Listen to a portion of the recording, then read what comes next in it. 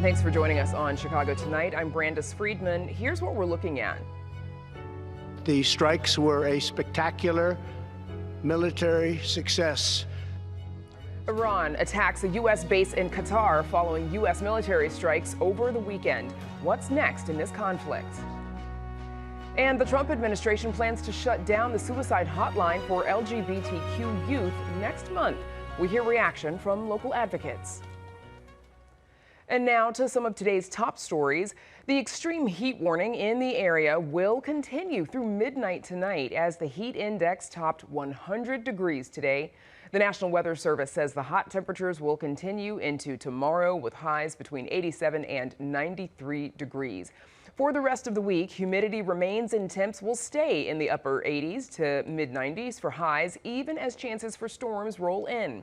The service reminds folks to stay hydrated, wear light, loose-fitting clothing, and remain in air conditioning as much as possible. For more on where to find one of Chicago's 250 cooling centers, please visit our website. Supporters of phasing out the sub-minimum wage for tipped workers say their approach is working.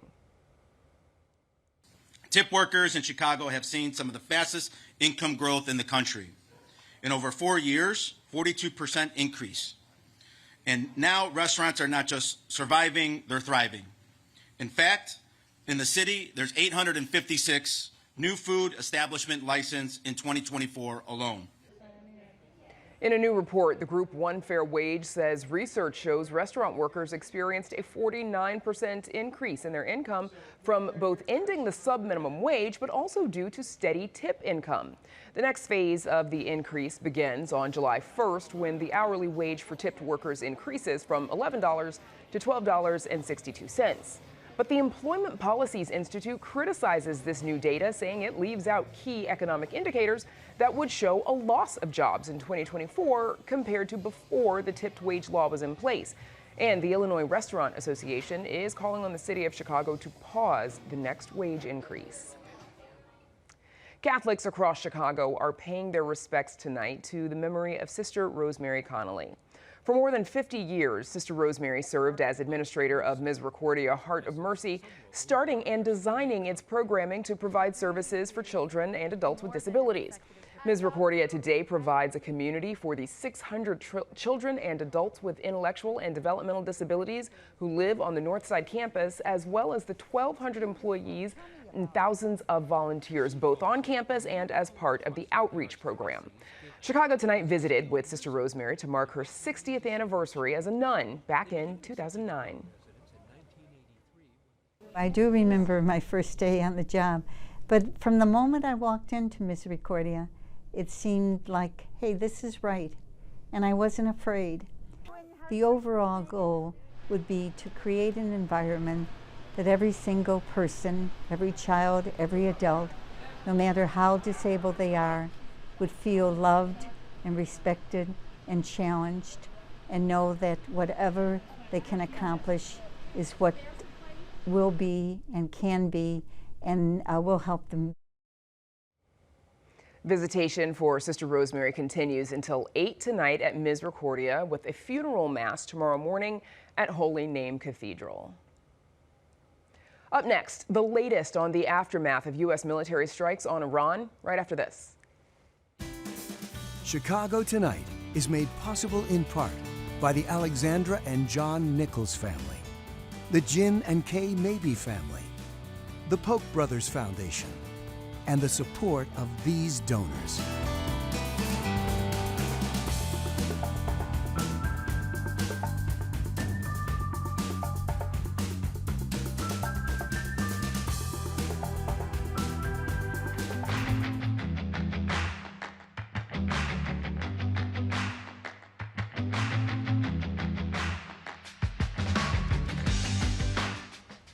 Iran attacked a U.S. base in Qatar today. No casualties are reported, and President Trump thanked Iranian leaders for giving the U.S. advance notice of the strike.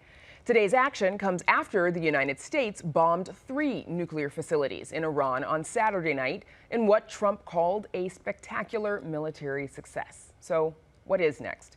Joining us are Ibrahim Abu Sharif, Associate Professor in Residence in the Journalism and Strategic Communication program at Northwestern University, where his areas of focus include digital media and religion, globalization, and contemporary Islam. And Paul Post, Associate Professor at the University of Chicago, where his area of research and teaching is international relations. Gentlemen, thanks to you both for joining us. Ibrahim Abu Sharif, let's start with you, please. Northwestern University has a campus, a university in Qatar. You have students there. What are you hearing from them? Well, they've been texting me all day with videos also telling me what they're seeing, what they're hearing, and the fears, of course. But yeah, it's been ongoing. I don't think they anticipated, I don't think a lot of us anticipated that the Iranians will attack the American base in Qatar because the entanglements, economic entanglements between Iran and Qatar are significant. They have a shared gas field, and they need each other. So I think a lot of people were surprised by this. But you know, the attack on American base looks a little bit choreographed. You know, it's sort of, you know, we did respond. This is what we did, and the like. I see Paul Post nodding his head in agreement to that part about the choreography, and I want to come back to you in a second, Paul, because Ibrahim, I wonder what was your initial reaction to the U.S. striking Iran over the weekend? Well, I was very disappointed. I was disturbed because I think it destabilizes the region, and they're using nuclear war again, or nuclear, sorry, not, I hope it's not nuclear war, nuclear weaponry as a reason to get engaged militarily with another country. We shouldn't forget what happened in Iraq and the senseless loss of life, hundreds of thousands of civilians over something that panned out to be untrue. And I don't think this is a failure of intelligence. I think it's a failure of a moral policy, because I think the brain set in the White House knew about this. So here we are again. We've been told for almost 25 years that Iran is 3 months away from a weapon. So I think we need to be a little bit curious about that statement and using nukes as a reason to destabilize a regime. And they mentioned the word regime change. I don't think that's the goal. I think it's regime failure, and they're hoping to turn Iran into a failed state, because power in that region threatens the Israeli, any kind of power. Right, because there's also been talk of sort of mission creep, right? Is this about preventing Iran from developing a nuclear weapon, or is this about changing the regime in Iran? And obviously, people are going to have different thoughts about how to approach either of those. Paul Post, should people in the U.S. here, should they be concerned about what's happening? Well, I think the key word to use here is choreographed, or I've even been talking about this being posturing or symbolic, and I would apply that both to the strike today that Iran launched against the U.S. base, but also to the U.S. strike over the weekend. In many ways, it was also highly choreographed.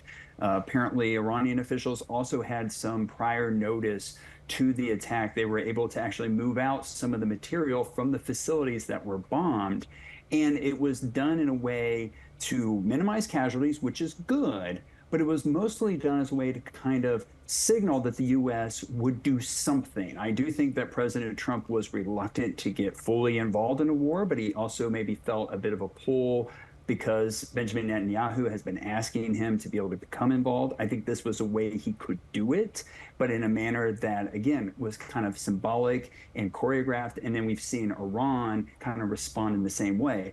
What that means then is that this is probably not as serious of a situation as it could have been. And so in that sense, there's less of a level of concern. There was some concern over the weekend when it wasn't yet clear how much this was choreographed, because the FBI had even issued warnings about possibility of Iran using, say, proxies around the world to perhaps launch attacks to U.S. citizens. That's why there was a travel warning, for example.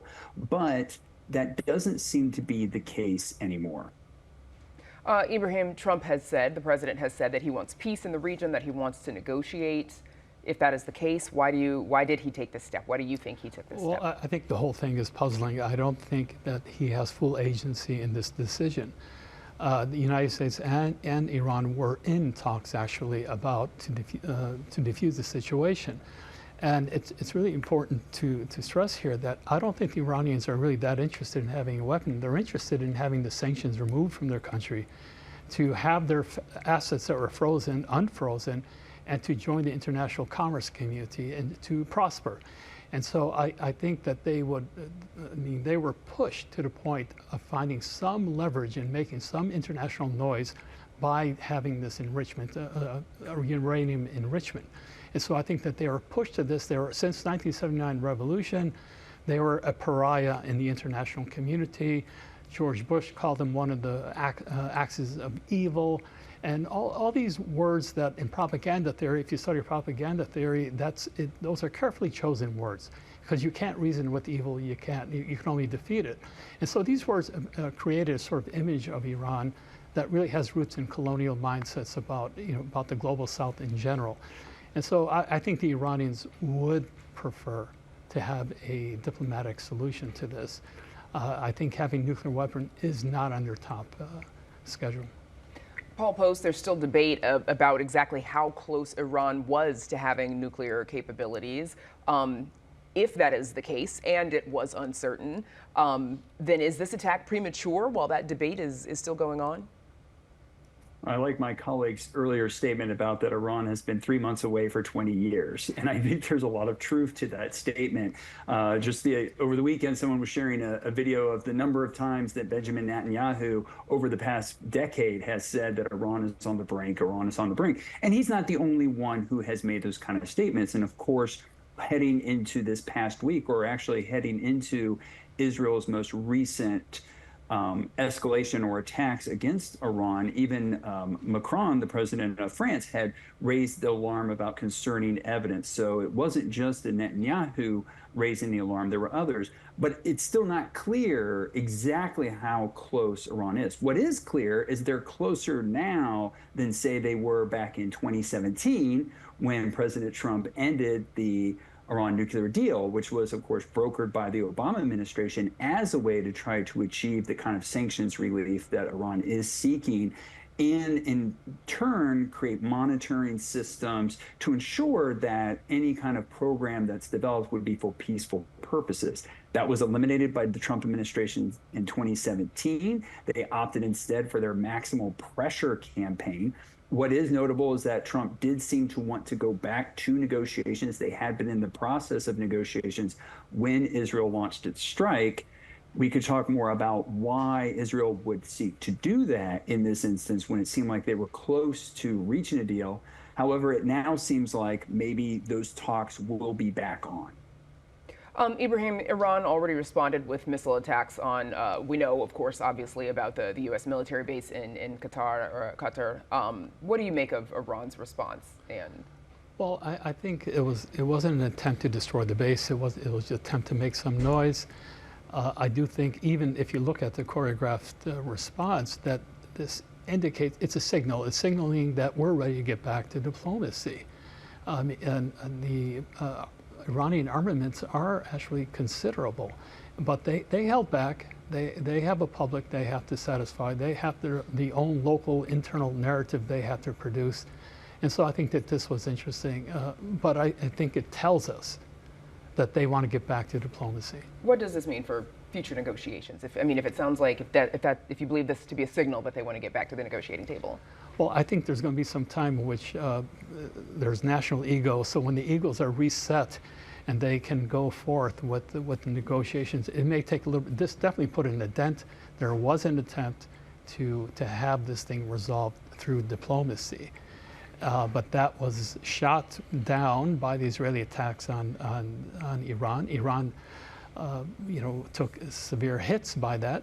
But again, I think the United States did not have the strength to resist Israeli needs to bomb Iran.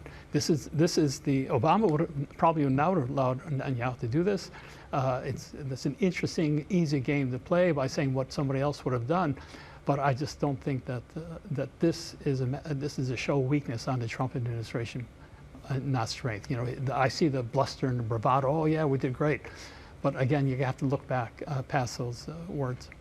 Paul, how has the U.S. standing on the world stage shifted over time?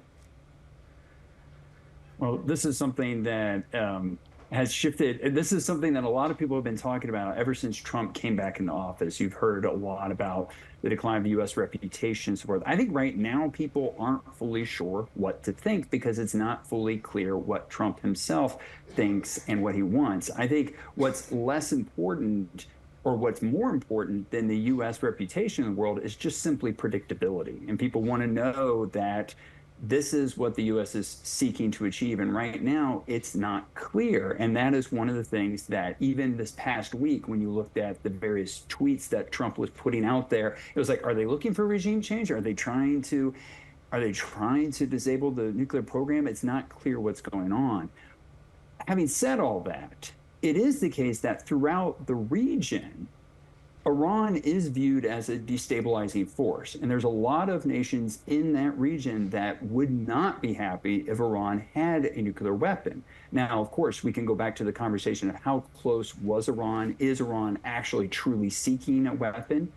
But I think that one thing in terms of looking at international standing, even if the rest of the international, even if, like, say, countries in Europe are questioning about the legality of the operations, either by Israel or the United States, there's a lot of countries in the Middle East region, the greater Middle East region, that even if they're not saying it publicly, I think are actually okay with taking steps to prevent Iran from having a nuclear weapon. They don't want to see a large war, but if these operations are successful in, say, dismantling, they would be okay with that. Israel, no doubt, among the nations that would not like to see Iran with a nuclear weapon. And we should mention that the president did share on Truth Social a post really just within the last 30, 40 minutes saying that a ceasefire had been agreed to.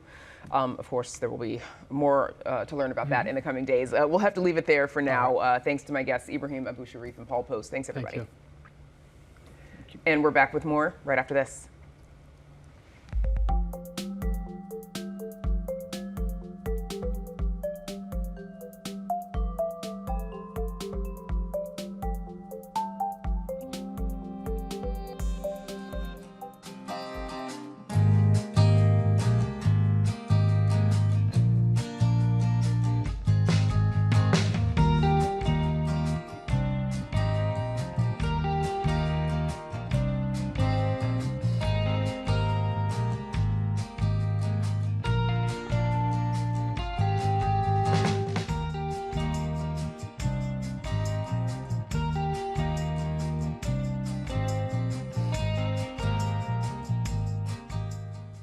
The Trump administration is shutting down an LGBTQ suicide prevention hotline.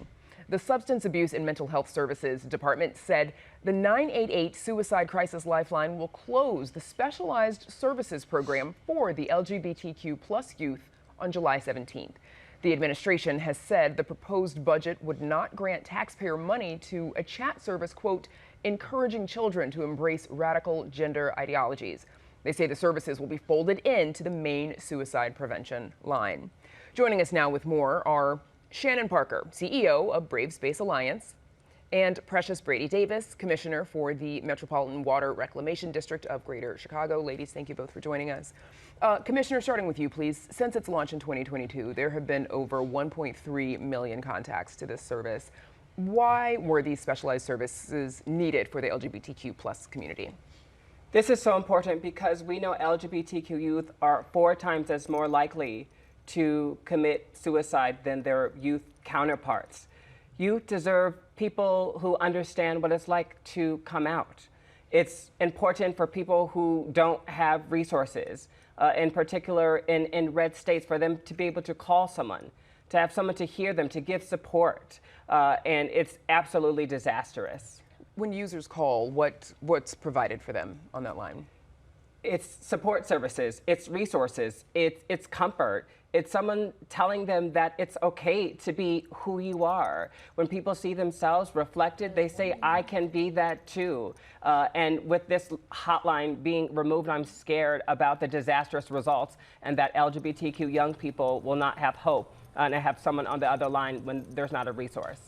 Shannon, Trump administration is saying the 988 call line can handle all the calls that they may receive or that the LGBTQ plus service would have received. Do you think the standard line is equipped to handle the volume of calls, but also the nature of the calls? I think that's presumptuous at best, right? When we think about the scores of young people, particularly in the LGBTQ community, more narrowly the trans community, who attempt suicide yearly, I would like to see the data that supports such an assumption.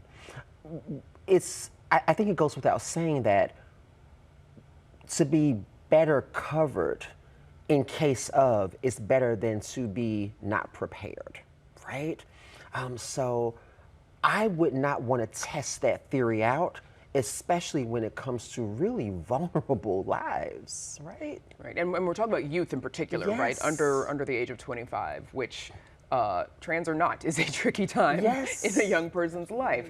The statement released from the Substance Abuse and Mental Health Services Administration notably removed the T in the LGB is what it referred to, LGB plus, removing that T. What does that say to you?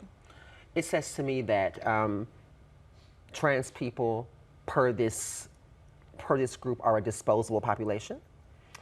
It says that this is an administration that wants this population to disappear, and whatever disappearance looks like, I think, is left up to the imagination, right? Again, it says that there is a blatant deprioritization of this really vulnerable community. Do you think it's a coincidence that this decision was made in the middle of Pride Month? Absolutely not. Absolutely not. And Commissioner, I see you're shaking your head as well. I think that this administration has shown animus. From the inauguration, we saw President Trump say that there are only two genders, that gender non-conforming youth, that they don't exist. Last week, we saw the Scarametti ruling from the Supreme Court. What is it like to be a trans young person in this country at this time? They're literally trying to erase trans young people. And I think that we, as leaders in the community, we say we are going to fight back for our young people. Mental health is a part of public health, and young people deserve the same services in particular as everyone else. According to a national survey conducted by the Trevor Project, Black, transgender, and non-binary young people report disproportionate rates of suicide risk, with 58% seriously considering suicide, 25% attempting suicide. That's in 2022. Shannon, why is this rate so disproportionate? What do we know? Oh my goodness. I was just talking about this earlier. It's really interesting because suicidality in communities of color is relatively low. We're talking about in the non-LGBTQ community. But when we talk about in the LGBTQ community, particularly trans community, oh my goodness, we see suicidality, which is so small in the majority community, skyrocket in the LGBTQ community. So what this says is there is a lack of supports.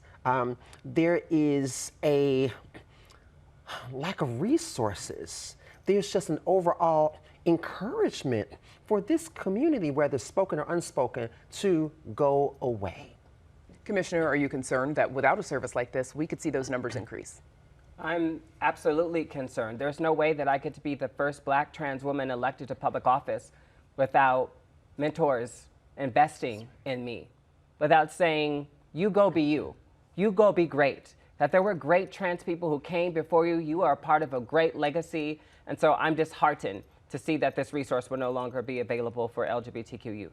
And of course, as you mentioned, the Supreme Court upholding Tennessee's ban on gender-affirming care for minors last week. Commissioner, what's your reaction to that? Once again, it's a disgrace. Trans young people deserve access to gender-affirming care just like everyone else. This administration has blood on their hands, and we're not going to stand for it. Shannon, what recourse do advocates have in absence of this hotline? Is there a lot of lawsuits have been filed against choices that have been made by this administration? What can be done here? So lawsuits are a tangible way at speaking out, but I think, again, right now it's important that we focus on the individuals who are being most affected by this. So we have to go back to grassroots methods. You know, we have to open up our own hotlines. We have to open our doors. We have to be available for these young people. You know, we're so blessed to live in a time where there is social media, right? There are more outlets and more group supports. And we're just going to have to really remind young people that those resources are available at our local community organizations and beyond. And to that point, 30 seconds left, what are some other services for LGBTQ plus youth that you want them to know about? Absolutely. So we have Brace Based Alliance, of course. We have the Center on Halsted. We have other organizations like Life is Work. We have so many places. Task Force, my goodness, they do a lot of great work on the city's west side. But also, too, I would encourage young people to do their research and look at what their local organizations are in their communities as well. Commissioner, a couple you want to shout out also? Yes, I'd also say Gender Cool, How Brown Health. I'm proud to be the Chief Strategy Officer at Center Halsted. We have a great youth program for young people ages 13 to 24. Okay, we'll have to leave it there. Precious Brady Davis, Shannon Lynn Parker, thank you both for joining us. Thank you for having us. Thank you. And that's our show for this Monday night. Join us tomorrow night at 5:30 and 10. Sellers of the magazine Streetwise shared their stories in a new book. We hear from the local high school student who helped them put words to paper. Now, for all of us here at Chicago Tonight, I'm Brandis Friedman. Thanks for watching. Stay healthy and safe, and have a good night.